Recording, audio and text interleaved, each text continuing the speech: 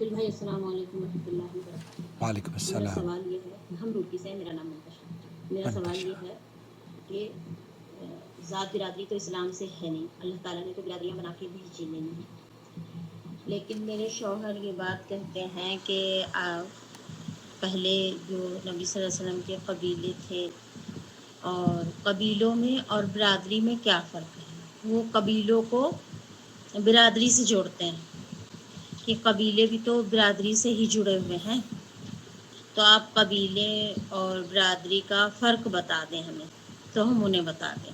انشاءاللہ انشاءاللہ۔ منتشا ہیں رڑکی سے، اللہ تعالیٰ آپ کو جزائے خیر دے منتشا۔ ارشاد کو میرا سلام کہیں، اور میری دعا ہے کہ اللہ تعالیٰ اس سے جلد از جلد صحت یابی عطا فرما۔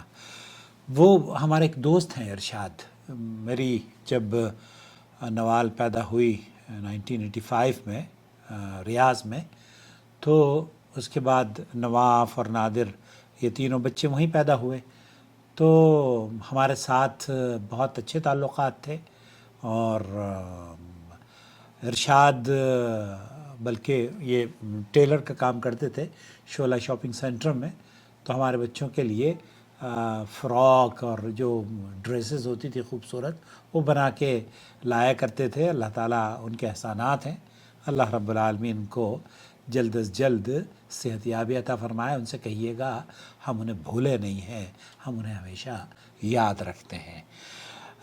جو منتشا آپ پوچھنا چاہ رہی ہیں نا، سب سے پہلے قرآن کریم میں اللہ تعالیٰ کیا فرماتا ہے؟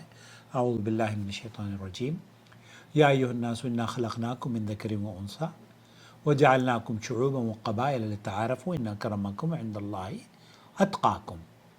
اے لوگوں، بے شک ہم نے تمہیں ایک مرد اور ایک عورت سے پیدا کیا ہے، اور تمہیں قوموں اور قبیلوں میں تقسیم کیا ہے تاکہ تم ایک دوسرے کو پہچانو۔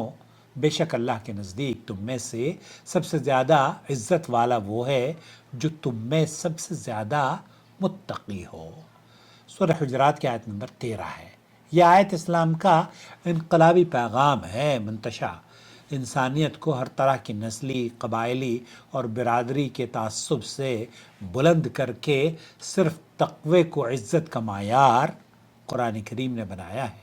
یہ تو ہماری بدقسمتی ہے، یا کچھ علماء کی بدقسمتی کہہ لیجئے، کہ جنہوں نے تعصب سے کام لیا اور زہر امت کے اندر شعوری طور پر یا غیر شعوری طور پر پھیلا دیا اپنے نظریات کا، اور ہمیں تقسیم کر دیا۔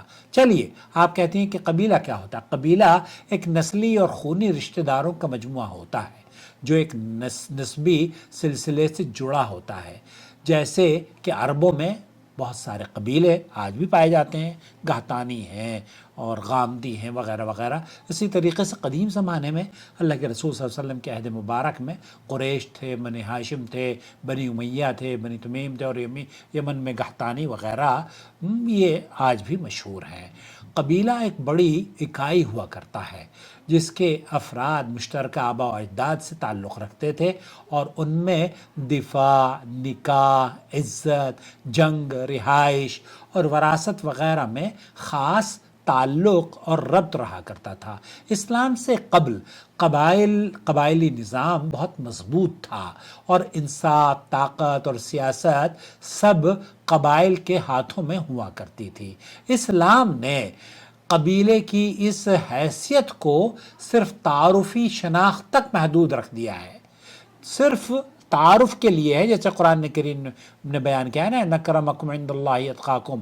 یا اللہ تعالیٰ نے قرآن کریم میں بالکل واضح طور پر یہ فرما دیا ہے وقبائل لتعارفوا، یہ تو آپ کے تعارف کے لیے ہیں۔ تو اسلام سے قبائل پہلے بہت پختہ نظام تھا ان کا، لیکن اسلام نے قبیلے کی اس حیثیت کو صرف تعارفی شناخت تک محدود کر دیا، اور عزت اور فضیلت کا معیار صرف تقوی قرار دیا۔ نہ کسی گورے کو کالے پر فوقیت دی، نہ کالے کو گورے پر فوقیت دی۔ بلال حبشی کا بھی وہی مقام ہے جو کہ بڑے سے بڑے जलील क़द्र सहाबी या मक्का के सैयद का प्रोग्राम वो इज़्ज़त और वक़ार थी। तो दोस्तों, भाइयों और बहनों, और अच्छा, आप ये जानना चाहते हैं कि बिरादरी क्या है? बिरादरी दरअसल एक समाजी, माशी या पेशे वाराना तक़सीम है जो ख़ास तौर पर बरसग़ीर के मुसलमानों में राइज हुई है, और ये इसको दरअसल हिंदुआनी फ़िक्र से हम लोगों ने अखज़ किया है। मिसाल के तौर पर बहुत सारे लोग हैं, कस्साब हैं, कसाई हैं, कुरैशी जिनको बोला जाता है, जुलाए हैं या कुम्हार हैं, या जुलाए उनको अंसारी कह दिया जाता है। इसी तरीके से अंसारी हैं, कुरैशी हैं, वगैरह वगैरह, और सिद्दीकी और न जाने कौन कौन से। ये बाद में जितने भी, जैसे नाई हैं, बहुत सारे लोग नाई हैं। अब ये उनकी विचारों की क्या है? ये तकसीम दरअसल ख़ानदानी पेशे या इलाक़ों से माशरती उर्फ पर मबनी हुआ करती है। जिसका जो पेशा होता है, उसी पेशे से वो सक्का है, पानी पिलाने वाला है, तो इसी तरीके से उसको सक्का या उसका वो तारुफ बन जाता है जो कि उसका काम या उसका पेशा होता है। लेकिन ये उसके लिए ये फ़ख्र का मुकाम है मुसलमान के लिए। ये ऐसा नहीं है कि वो अगर किसी को पानी पिला रहा है तो वो रजील हो गया। हालांकि बहुत सारे मौलवियों ने, मैं बताऊंगा एक मौलवी का नाम, आपको सुनकर बड़ी हैरत होगी उन्होंने क्या लिखा है। तो बहरहाल मैं ये अर्ज कर रहा था कि इस्लामी तालीमात हर फर्द को बराबर की इज्जत देती है और किसी पेशे या बिरादरी को कमतर या हकीर नहीं समझती है। हदीस में अल्लाह के रसूल सल्लल्लाहु अलैहि वसल्लम ने वाज़ेह अल्फाज मौजूद हैं कि ला फज़ल लिअरबी, कि ना अरबी को अजमी पर फौकियत है, ना अजमी को अरबी पर फौकियत है, गोरे को काले पर फौकियत नहीं, ना काले को गोरे पर फौकियत है। सिर्फ तक़वे की बुनियाद पर जो फजीलत अल्लाह ताला ने दी है वो तक़वे की बुनियाद पर है। यहाँ अशरफ अली साहब थानवी ने, मौलाना अशरफ अली साहब थानवी की जो मशहूर ज़माना किताब है, आप तो रुड़की में रहती हैं, हम भी वहीं के हैं, तो आपको तो पता ही होगा ना देवबंद में, और वो ये तो हमारे हर घर में पाई जाती है। बल्कि आपकी जो अम्मी थी ना, वो मुझे याद आया, आपकी अम्मी इसका दर्स दिया करती थी अपने घर में। जब मैंने दो चार ऐसे, जैसे ये मैं आपको बताऊंगा ना अशरफ अली साहब थानवी की किताब का वाक़या, तो उनको मैंने बताया कि अम्मी अगर आप ये देखेंगी तो क्या पढ़ाएंगी? तो उन्होंने कहा नहीं, उन्होंने बंद कर दिया था मेरे ख्याल से। इरशाद ने भी मुझे बताया था कि बंद कर दिया था। बहरहाल मौलाना अशरफ अली साहब थानवी ने क्या लिखा है बेश्त देवर में, निकाह के बयान में, वे कहते हैं कि सैयद, शेख, मुग़ल, पठान, इनको अशराफ कहते हैं। उनका निकाह नीच कौमों में, मसलन जुलाहा, अब ये जो लफ्ज़ नीच है, औज़ु बिल्लाह, मुसलमान कोई नीच नहीं होता, मुसलमान कोई नीच नहीं होता, मुसलमान कोई रजील नहीं होता। मुसलमान चाहे वो कितना ही कम दर्जे का काम क्यों ना करता हो, वो इज्जत और मकाम में वही मर्तबा रखता है जैसे कि सैयद, शेख, पठान, मुग़ल वगैरह का होता है। उससे हद किसी भी तरह से कम दर्जे का वो नहीं है। तो बहरहाल अशरफ अली साहब थानवी ने लिखा कि उनका निकाह नीच कौमों, मसलन जुलाहा, कसाई, धोबी वगैरह से नहीं होना चाहिए। आप ये पढ़ते भी हैं अल्लाह के बंदे, और आपको पता है कि आप ही को नीच कह रहे हैं ये, तो अल्लाह ताला आपको अक्ल दे। और अगर निकाह हो जाए तो शरीयतन हो जाए, मगर खिलाफ मुरव्वत और खिलाफ शरअ होगा। पता नहीं अब कौन सी ये इस तरह की बातें हमारी तो समझ में नहीं आती, इसीलिए हमने देवबंदियत से तौबा की है। वल्लाही अल्लाह गवाह है कि देवबंदियत से इसीलिए तौबा करी है। और मैंने तो आपकी वालिदा को भी कहा था तौबा कर लें, शायद उन्होंने तौबा भी कही हो, इरशाद से भी कहा था, लेकिन आप तो अल्हम्दुलिल्लाह मुवाहिदा है, अल्लाह ताला आपको सलामत रखे। तो ये बातें इस ज़माने के माशरती उर्फ़ की अक्कासी तो करती हैं, लेकिन कुरान और सुन्नत की तालीमात से मुतसादिम हैं। कुरान और सुन्नत अहम है, ना कि ये माशरती तहजीब और तमद्दुन और सकाफ़त।